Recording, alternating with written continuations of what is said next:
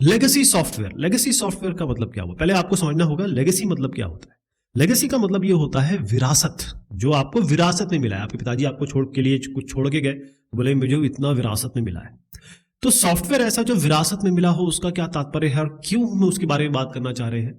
तो ये पहले के प्रोग्राम्स हैं। और कब के प्रोग्राम हैं आप बोलेंगे हो सकता है 1800 के हो, लेकिन जब से कंप्यूटर साइंस आया, प्रोग्रामिंग लैंग्वेज यूज किए गए, तो यहां पर हम बात कर रहे हैं कि 1960 के आगे या 1960 के समय जो बने, 70 के समय जो बने, 80 के समय जो बने, तो वो प्रोग्राम्स जो चले आ रहे हैं। यहां पर एक एग्जांपल मैंने देना चाहा है कि भाई ये ऐसे यूनाइटेड स्टेट्स के कुछ फेडरल लेगेसी सिस्टम्स हैं, लेगेसी सिस्टम जो विरासत में मिले हैं या चलते चले आ रहे हैं।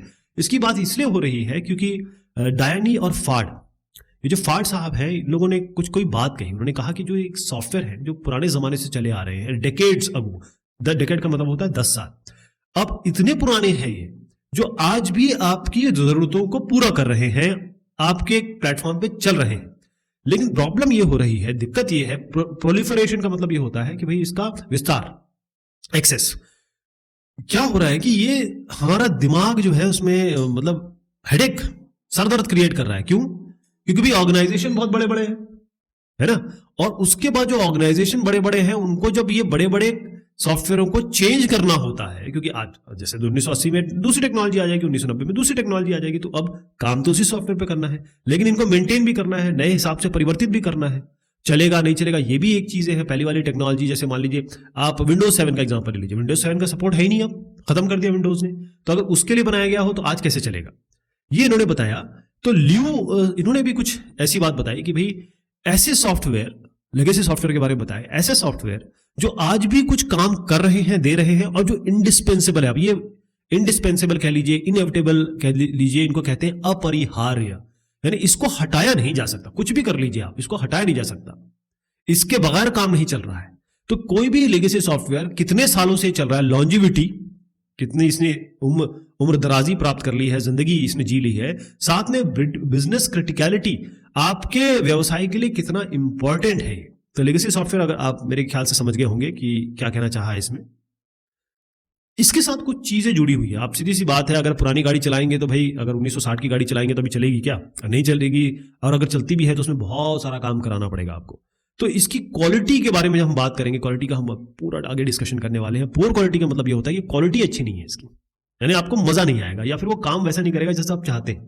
कारण क्या है, क्यों खराब क्वालिटी है इसकी? क्वालिटी मतलब होता है गुणवत्ता। पहली चीज तो यह है कि इनएक्सटेंसिबल डिजाइन, मतलब जिस हिसाब से बनाया गया था, जिस समय ने डिजाइन किया गया था, आप इसको बढ़ा नहीं सकते, विस्तार नहीं कर सकते।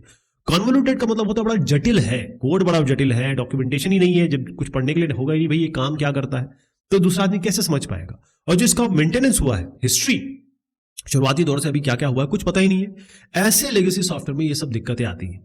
अब कुछ ऐसे सॉफ्टवेयर हैं जो चले, ऐसा नहीं है कि भाई गूगल सालों साल पहले नहीं आया, चला, आज भी चल रहा है। ओरेकल हो गया, ऐसे बहुत सारे नाम मैं आपको गिना दूंगा जो 15-20 साल जिनको हो गए, लेकिन वो चले जा रहे हैं। क्यों? क्योंकि उस पर काम किया गया। तो जो लेगेसी सॉफ्टवेयर के बारे में हम बात करें 1960 के दशक से जो अभी तक बने हैं, क्यों उसमें चेंज जरूरी है? क्योंकि इनकी क्वालिटी अच्छी नहीं थी, या है, गुणवत्ता इनकी होनी चाहिए।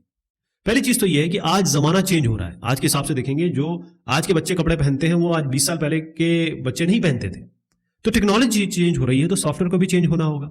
इसका मतलब यह है कि भाई जो आज नई बिजनेस रिक्वायरमेंट है, आज जो जरूरत है, आज मोबाइल सबके हाथ में है, 20 साल पहले मोबाइल के बारे में कोई सोच भी नहीं सकता था। तो चीजें चेंज हो रही है ना, उस हिसाब से सॉफ्टवेयर को भी अपने आप को एनहेंस करना पड़ेगा, उसमें हमको चेंज करना पड़ेगा। दूसरा यह है कि आज नए सिस्टम्स आ गए, एक सिस्टम अकेले काम नहीं करता, उसके साथ दूसरा सिस्टम है, उसके साथ तीसरा सिस्टम, मल्टीपल सिस्टम आपस में इंटरकनेक्टेड है। तो आपस में इंटरऑपरेबल होना चाहिए, यानी ये कहें कि विभागीय काम होना चाहिए, करने में की क्षमता आपको बढ़ानी पड़ेगी।